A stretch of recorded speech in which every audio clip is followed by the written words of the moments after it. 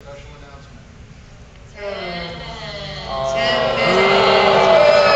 You're up, Paul. Bring me another drink. Oh, okay.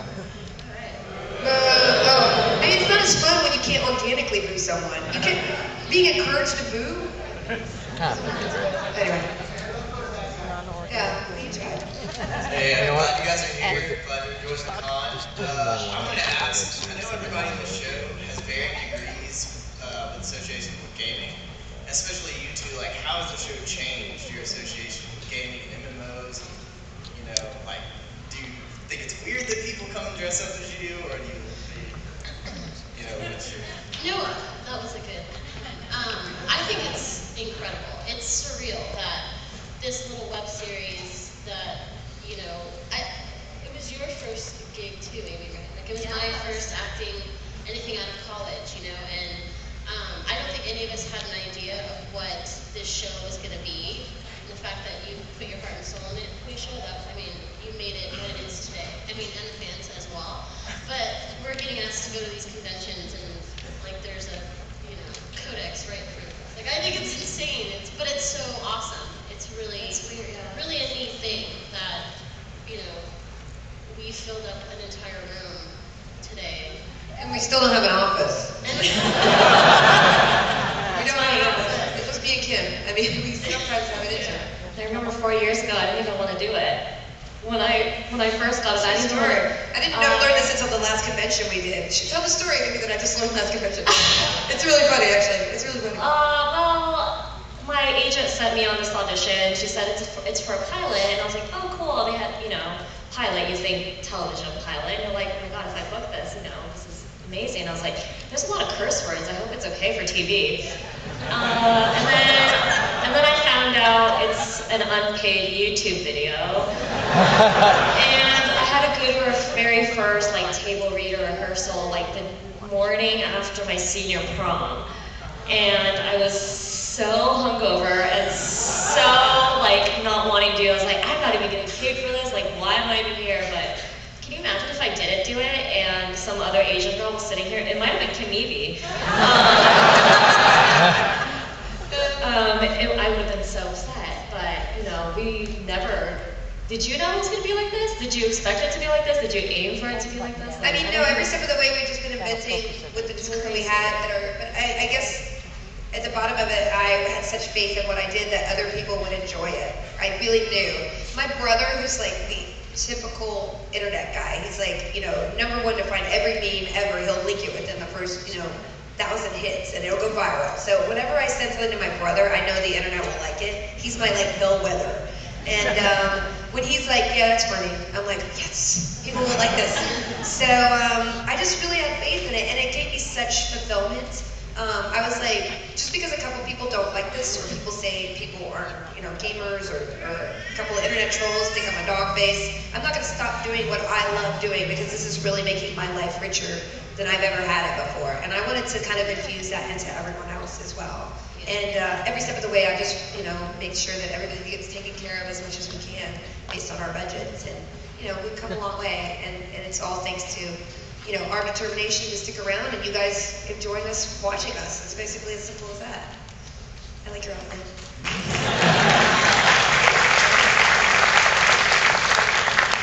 You guys have had a lot of stuff happen on the show, so I was wondering what your favorite or proudest geek moment was in this series so far. You mean like scripted, or just like happen to us at all? Whatever. If it was something that was scripted where you're like, oh my god, I can't believe we got to geek out like that, yes. Or if it was just something that happened.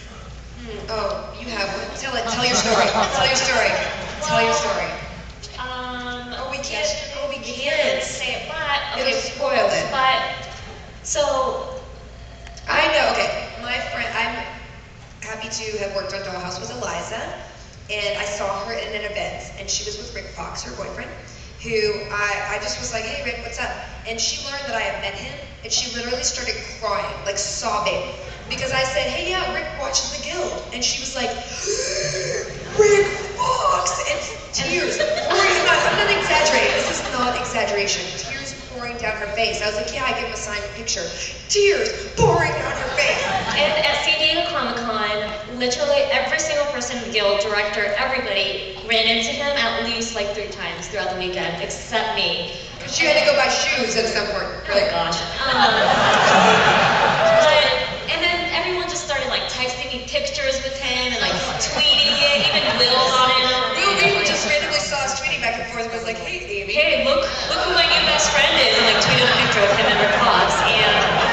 But you guys, I met him yesterday.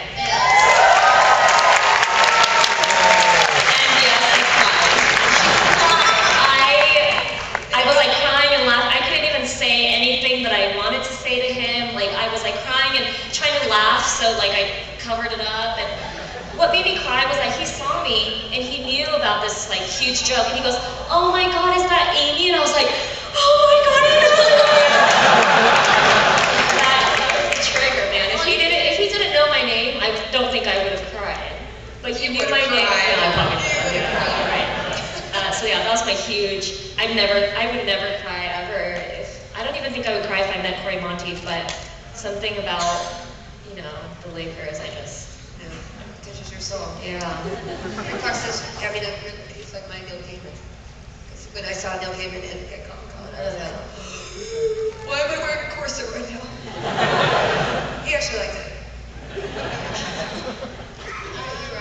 I think when I found out that I got to work with Doug Jones, like I was stoked. I was like, oh my god. Doug Jones, nicest person on the planet. Yes, and he actually thought it was funny, which was like awesome, and he's just really amazing to work with. I was like, Doug Jones thinks I'm funny. Like, that was pretty awesome. But I guess my biggest geek out moment was when I, just the first year of the show, I happened to have Joss Whedon's email from doing Buffy, and I had put him on the email list. I'm like, well, what could it hurt? He could just block me. And I would send him updates about the guild, and I think we had like 5-6 episodes up by the time the strike happened. He had a Mutant Enemy Strike Day, and he had everybody marching with him. And I was like, hey, Joss, what? Did you see my web show? Not thinking. He's like, yeah, I watched all the episodes. I'm thinking about doing something myself. And that's what he told me about, his plans for Dr. Marvel. And I was so floored. Yeah.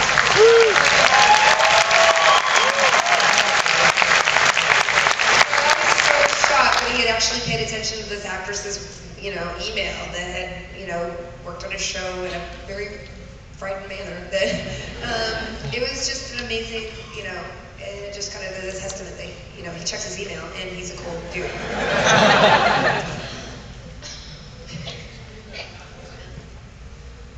I like your outfit. Sexy, huh? Got a full word by Dragon Age. I found Fenris last night. I saw on my Twitter. I found that guy. Oh, look, they're Dragon Age people. I stalked Fenris. He made sweet cosplay, hug. I was just wondering, you talked a bit about how you wrote the characters and designed the group when you were writing the guild to begin with. But how did you get the whole cast together? I wrote the parts for Zabu and Bork because we did improv together at this little theater that's now closed. But they were always the people who made me laugh on stage and break character, which is not good for improv. But I was like, I like those guys. And then we had a casting, and like Amy said, there was a casting. People submitted people, but not very many people submitted people. It was non-union. It was a web series. Nobody knew what that was at the time. And we got, we still got several dozen people for each role. And when these guys, if you were casting, somebody walks in the room and you just know. You just know that they're perfect. And there was no question in my mind when they came in. They just, oh boy, close your mic in your ears for a second. Everybody was just so fantastic. Now, they were really good, and they walked in and they just owned what was in my head, and actually added stuff, because Blades, I never expected him to be I was expecting him to be like Ricky Schroeder-ish, with like bleached hair, and then when Vince came in with a completely different take from my head, I was like, wow, that guy's the best. So, and this season, I don't know, episode 8, I said on my Twitter, yes, episode 6 is the best episode in the history of the Guild. I just saw a cut of episode 8, and you guys are going to think I'm lying, but it's 12 minutes long. There's no way to make it shorter because it's literally scene after scene are the best scenes that we've done, I think. And we have some things that are just going to blow your mind. Like, you thought that 6 was crazy, like 8 is crazier. So in 2 weeks, and next week's episode is amazing too, but it's the best ever, guys. Everyone's the best ever. Anyway, you'll see, and you'll remember this moment maybe. Not maybe. As we interrupt this program one more time. That being said, there are 2 questions left, and 2 people waiting to ask questions. We're going to do our best to squeeze them into 5 minutes, but we've got to hustle. We gotta hustle? Yep. Because we have somebody waiting to come in here after us, and there's this huge line and all that stuff. Whatever.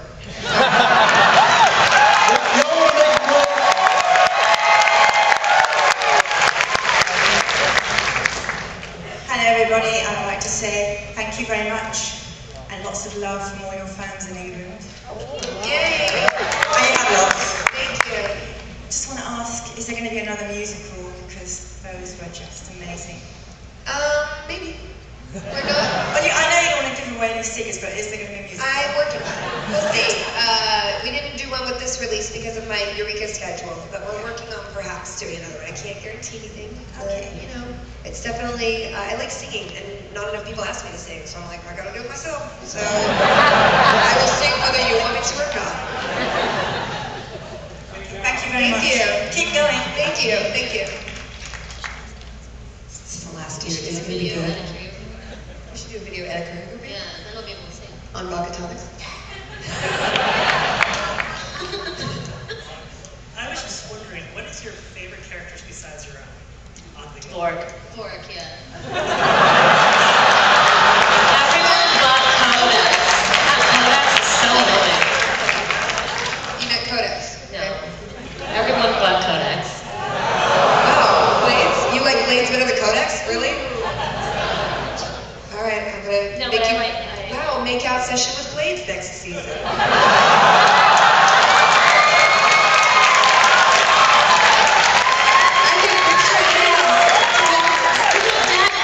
We could get a Corey. I'll just make him cut his hair in a Corey Monteith way. He's over 18 now.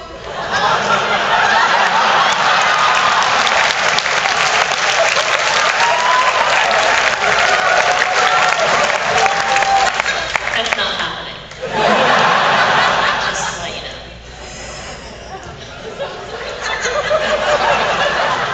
I don't even remember what the question was. Your favorite character besides yourself? Yeah, definitely work.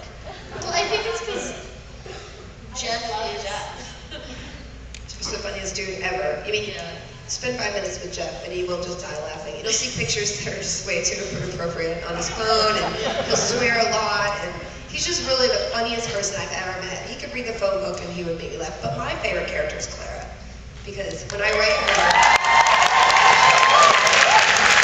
I literally never rewrite her. I think she's my inner me. Like, I'm more Clara than anything, because it just is a pure expression of, hey.